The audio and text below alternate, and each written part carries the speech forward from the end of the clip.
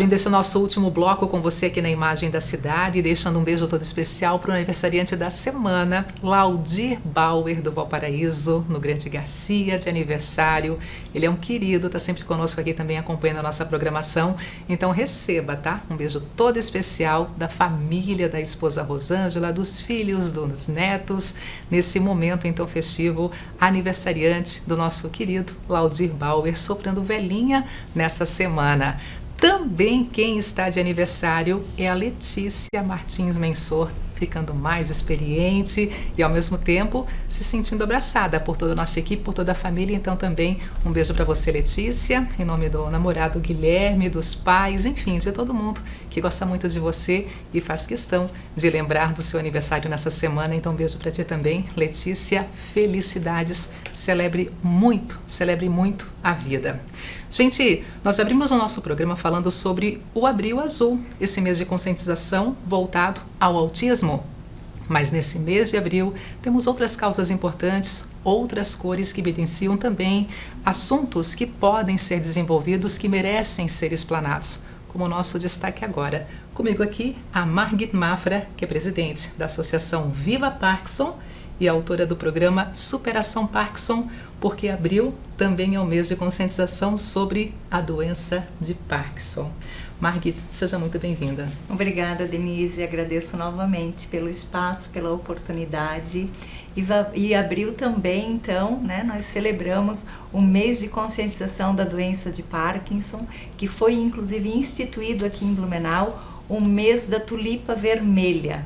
Por isso usamos também o vermelho no mês de abril. E já trazendo essa explicação mais detalhada, por que a tulipa vermelha, por que a associação da tulipa vermelha com a causa? A doença de Parkinson ela foi descoberta em 1817 por James Parkinson. E na década de 80, um floricultor holandês que estava acometido pela doença, ele cultivou uma espécie rara de tulipa, que era uma tulipa vermelha com as bordinhas brancas assim. Inclusive essa tulipa foi premiada. E ele decidiu homenagear o James Parkinson, né, com aquela tulipa então diferenciada. E desde então a tulipa se tornou o símbolo mundial da doença de Parkinson. E nesse mês, muito precisamos conhecer, falar e entender e, ao mesmo tempo, por exemplo, tirar algumas associações que no passado faziam sentido. Por exemplo, eu sempre vou falar em mal de Parkinson. Hoje falamos a doença de Parkinson ou apenas colocamos como Parkinson. Por que não falamos mais na apresentação desse diagnóstico como o mal de Parkinson? É bem importante a gente ressaltar isso, né? Que no passado realmente o Parkinson era conhecido como mal de Parkinson. Mas essa palavra mal, ela já traz uma carga negativa muito grande. É uma doença que ainda falta informação, que ainda tem preconceito, que ainda tem muitos estigmas.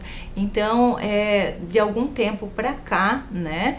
Toda a literatura científica, a comunidade médica tem adotado só Parkinson ou doença de Parkinson, porque a gente sabe que existem o parkinsonismo atípico também, né? Então é uma doença muito complexa, cada um tem o seu Parkinson. Tem neurocientistas que chamam inclusive de síndrome parkinsoniana, né? Porque ela é uma doença multissistêmica.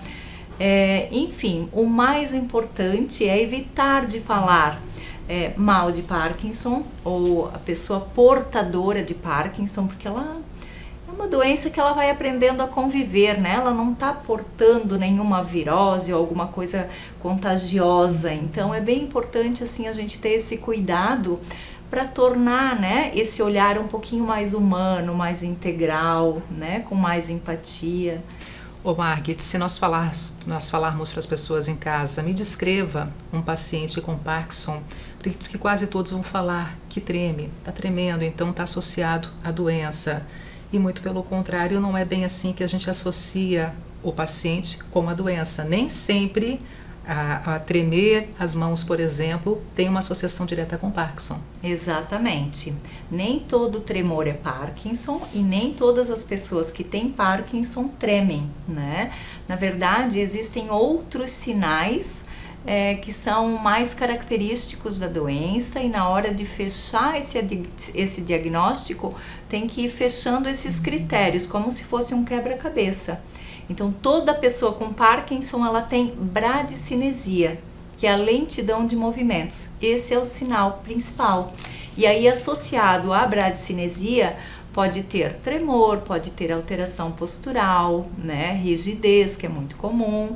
Então, pode ter outros sintomas motores e não motores, que também a gente pode falar um pouquinho depois, que vai fechar então esse diagnóstico. Esse também é um dos mitos que a gente precisa sim falar sobre isso, trazer à tona, né? Outra questão, Denise, é que o Parkinson ainda é associado a uma doença de idoso. E infelizmente o Parkinson precoce, ele vem crescendo muito e já não é mais considerada então uma doença de idoso. O que seria um Parkinson precoce? São pessoas acometidas pelo Parkinson antes dos 50 anos, né? Não é muito comum, mas vem crescendo muito esse número de pessoas, então na faixa etária dos 40, 50 anos, às vezes no auge da sua idade produtiva, né? Que são acometidas pela doença, e aí nós chamamos de Parkinson precoce. Existe também o Parkinson juvenil, aí sim é um pouco mais raro, né? Mas, por exemplo, na nossa associação de 220 pessoas com Parkinson, né, de 220 integrantes, nós temos 42 com Parkinson precoce. É um número bem expressivo. Pois é, e também um número expressivo no primeiro momento, quando a gente associa Blumenau com mais de 200, no caso, acompanhantes, participantes da associação, no caso Viva Parkinson. Esse número condiz com a nossa realidade ou temos mais pessoas já com essa doença ou desenvolvendo os primeiros sinais da doença, mas que não estão presentes com vocês na associação? Sim, nós temos muito mais pessoas com Parkinson. Na verdade, não existe um estudo preciso, né, de incidência ou de prevalência da doença no município. A gente tem estimativas em cima do número de idosos, né? A doença de Parkinson pode ser acometida entre 2 a 3% de idosos acima de 65 anos. Se Blumenau tem 47 mil idosos, então a gente já considera ali quase 1.000 pessoas com Parkinson, né, nessa faixa etária, sem contar as pessoas que têm o Parkinson precoce. Então a gente faz uma estimativa em cima da população idosa. Sabemos que muitos ainda ou estão em algumas casas de repouso, né? Sabemos que muitos ainda preferem ficar no conforto da sua casa, e isso é uma coisa que a gente tem que estar falando também, Denise, porque às vezes o familiar chega pra gente e fala assim: não, mas ele não gosta muito de sair, ele prefere ficar em casa, quietinho no cantinho dele. Mas quanto mais isolado, né, mais aparecem outras doenças associadas, como a depressão, né, outras complicações motoras. Então, assim, a doença se agrava, o paciente, a doença avança muito mais rápido, né? Então, esse tirar de casa, participar de grupos de apoio, participar de atividades é muito importante, né? E às vezes o próprio familiar tem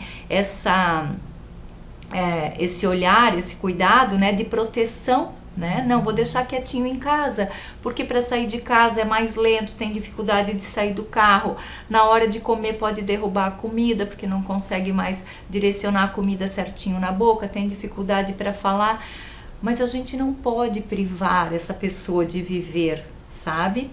E aí quando a gente senta com esse idoso, principalmente, né, com os idosos acontece isso, e aí a gente vai ter uma conversa franca, e eles falam: eu não quero incomodar minha família.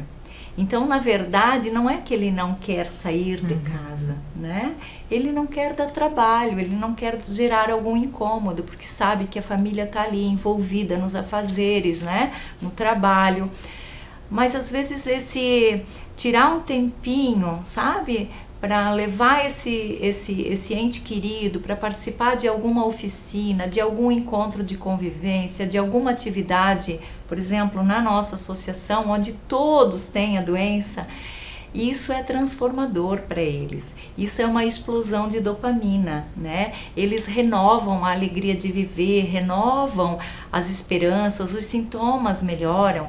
Eu escuto muito isso.